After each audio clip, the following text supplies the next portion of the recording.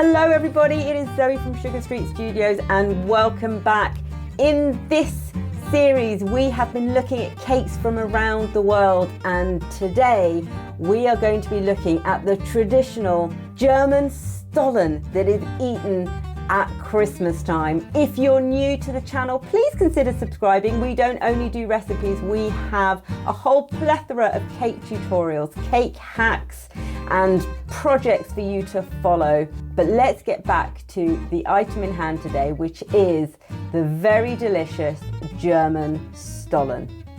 Stollen is not quite a bread and not quite a cake. It sits somewhere between the two, and it is absolutely, for me, the taste of Christmas. If you want to read more about it, you can do so over on our blog at sugarstreetstudios.com. But for now, let's get going with how to make it. Let's do an ingredients rundown. You're going to need between 575 to 600 grams of plain or all-purpose flour, 100 grams of golden caster sugar, and then in that little pot we have a teaspoon each of salt, ground cardamom, ground cinnamon and ground mace, but you can use ground nutmeg if you can't get hold of ground mace, although mace is slightly sweeter and softer, so definitely preferable if you can get hold of it. In terms of the wet ingredients, you're going to need 170 grams of soft unsalted butter, 250 ml of lukewarm whole milk, eggs. We have 1 whole egg and 2 egg yolks. You're going to need 2 teaspoons of vanilla essence and a zest of 1 lemon for flavouring. Now you're going to be soaking in 80 ml of rum your dried fruits, candied peel and nuts. In that bowl there I have 85 grams each of candied orange and candied lemon, 250 grams of golden sultanas. You can swap this in for raisins or regular sultanas if you prefer. And then 100 grams of sliced almonds. Chopped almonds would work too. You could also change the nut if you prefer, but almond is the classic. Oh, and then I almost forgot the marzipan, 250 grams of marzipan. If you can make your own and it's not difficult to make, I would urge you to. Otherwise, please invest in a good shop-bought one that has a high percentage of almond in it. You are also going to need the raising agent, which is 3 teaspoons of yeast. So before we begin our dough, we need to go ahead and soak our fruit in the rum. Now you could actually also put the nuts in here as well and just let the whole thing just soak and absorb all that rum. Now, put that to one side and let's get going on making our dough, shall we? So into your warm milk, you want to put a couple of tablespoons of your sugar and your yeast. Whisk all that up together and just put it to one side about 10 minutes or so until that milk mixture becomes nice and frothy. You just want to get the yeast activated. So into our mixing bowl, we're going to put our flour. We are then going to go ahead and add in the remaining amount of that golden caster sugar. And to that, we're just going to then go ahead and add the rest of our dry ingredients. So all of those spices and the salt, our lemon zest. Then I'm putting in my whole egg and my 2 egg yolks. I'm going to add in our 2 teaspoons of vanilla. And then our softened butter also goes into the mixing bowl. So we're using the dough hook here because we are obviously creating a dough, and I'm just going to begin to slowly combine those ingredients. And then remember our frothy milk yeast mixture, that is going to be added slowly into the dough to help everything combine. And then you want to beat this mixture for about probably something in the region of 8 minutes until the dough has really combined and has worked and stretched until you have this beautiful bouncy consistency.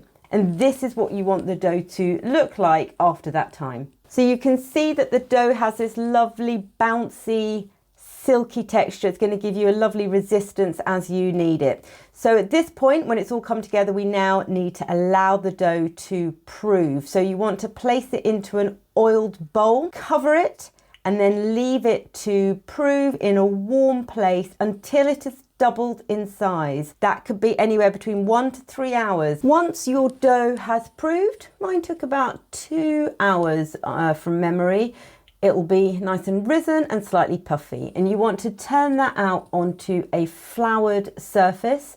And we are going to just punch that dough down, just to punch some of the air out of it and create a rough rectangle shape. What we are going to have to do now is to knead in all of that delicious rum-soaked fruit and nuts that have been soaking while the dough has been rising. You could do this in the mixer with the dough hook. I quite like to do it by hand.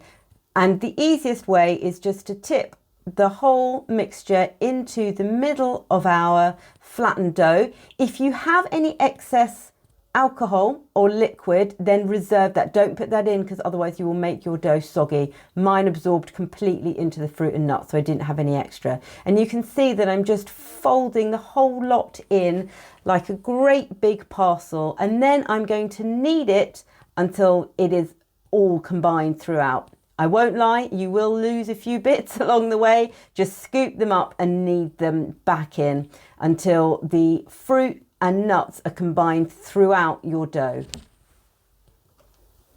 Once combined, you want to divide the dough into two because this quantity of dough will make you 2 loaves. So put one to one side. Then what we need to do is to create an oval. You can use a rolling pin or you can use your hands just to help push the rough oval shape of the dough out.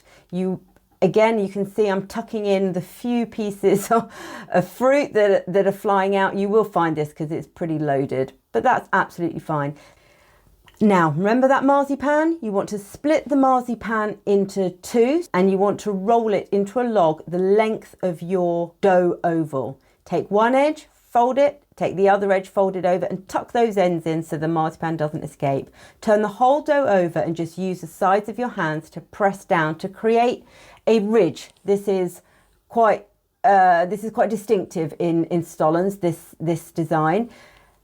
You want to repeat that with the other loaf and then just place them onto a baking tray and allow to prove for a second time, probably about an hour. So cover again with that clean cloth, and then there you can see an hour later how they have risen. Before I went ahead and baked them, I did put them onto 2 separate trays. Bake them in a preheated oven of 180 degrees Celsius fan for about 30 to 35 minutes. Once the stollen are cooked, bring them out of the oven, place them on a baking tray, lose any of the burnt sultanas that may have peeked out, and then you want to brush the entire dough with melted butter, and you need to be quite generous with this. You'll see that I pricked the stollen before using a cocktail stick so that the butter can then ooze into the dough. This is what's going to keep your stollen lovely and moist and give it that lovely rich buttery flavour.